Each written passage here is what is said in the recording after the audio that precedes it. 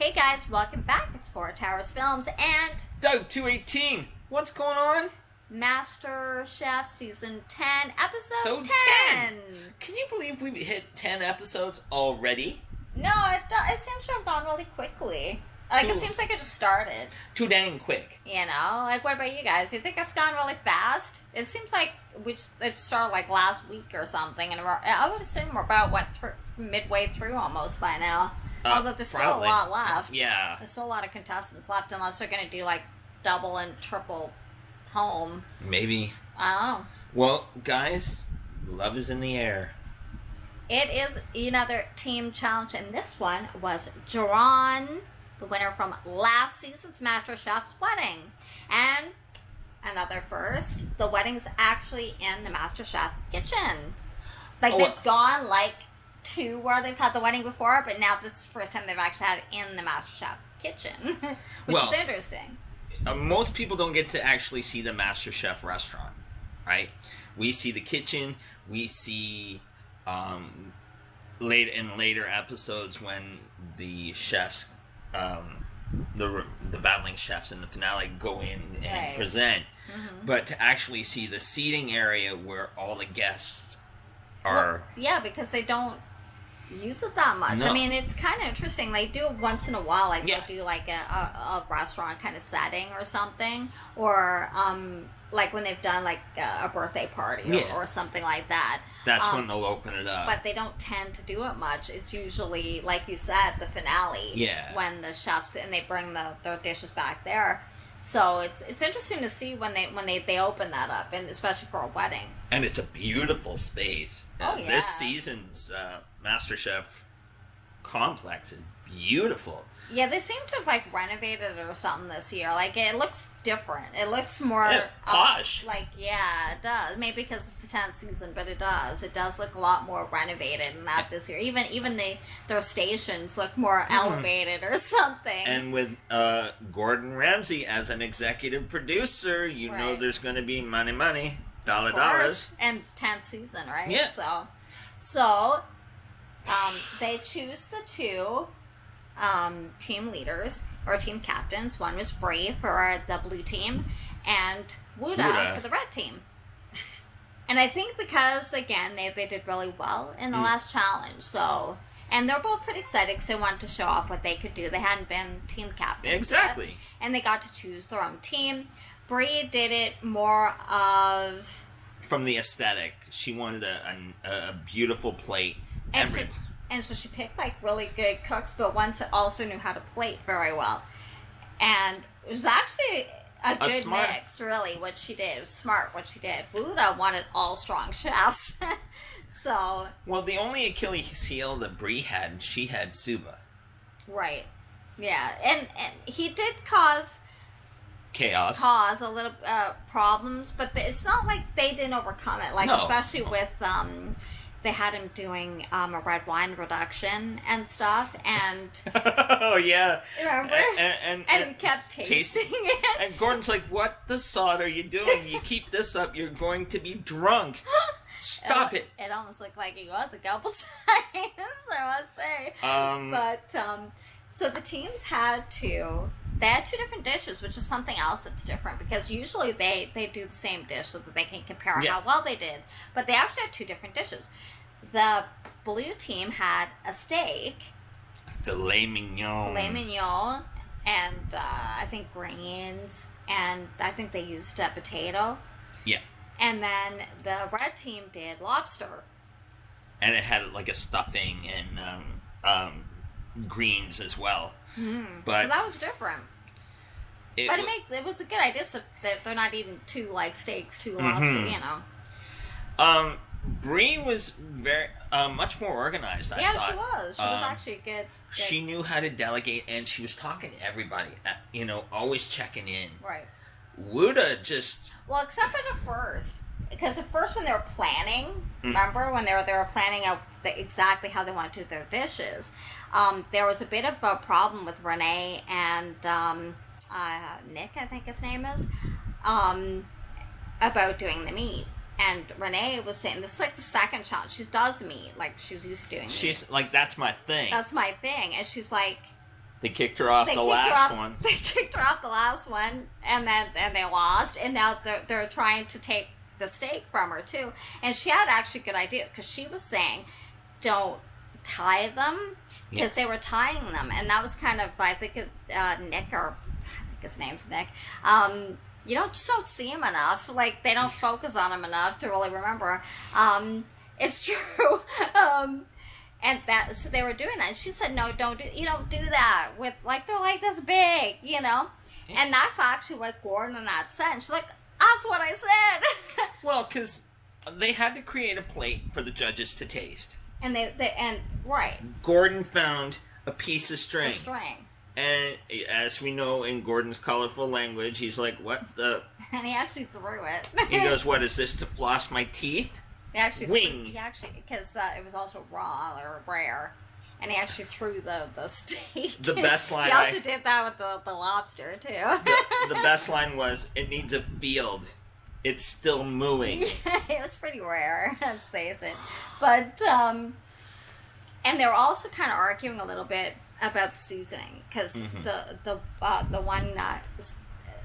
one, like, all these different seasonings and flavorings. She's like, no, you just put, like, salt, Keep it simple. Keep it simple, because you want the flavor of the steak to come. Yeah. So you don't want to overpower it. So that's like what Brie did, basically. So, but after that, Brie was very organized. I agree. She was checking in on everybody and everything. Yeah. But Wuda, on the other hand, Wuda not so much. Wuda kind of like faded in the background. and it was Sarah. Sarah took the lead, basically. Now, here, this lady has gone through the storm of, like, she struggled through in life. She fought for everything she wanted, and she's like, military one too. And they're like, come on, like, we need some, you're the boss, you're the leader, and he's just kind of over here somewhere, kind of floating around, like, doing his own thing almost, really. And now they had a guy on fish doing the lobster, but it was still all completely in the shell, and you can't cook it like that. So they lost time in the processing. Sorry, guys, how he cooked it was not correct, because it wasn't the whole lobster they were doing. They were taking, like, the back end and then kind of slicing it and stuffing it, but how he was doing it was wrong. Anyway, so once they did get it into the oven, basically exploded. So it was a mess. Well, because as you guys know, with fish or anything like that, because it's got a lot of water or natural juice, it has a tendency to shrink. Right. So there was not enough meat to stuffing ratio. It just looked horrible. It looked horrible. Now, so they actually had to take it and they were, like, reshaping it. The guy I felt sorry for was Noah on the red team. Noah had a serious shellfish allergy. Right. And this man at one point was wearing gloves. The next thing, like, this dude is double... Well, not at first. Not at first. This dude's double tough. I'm sorry.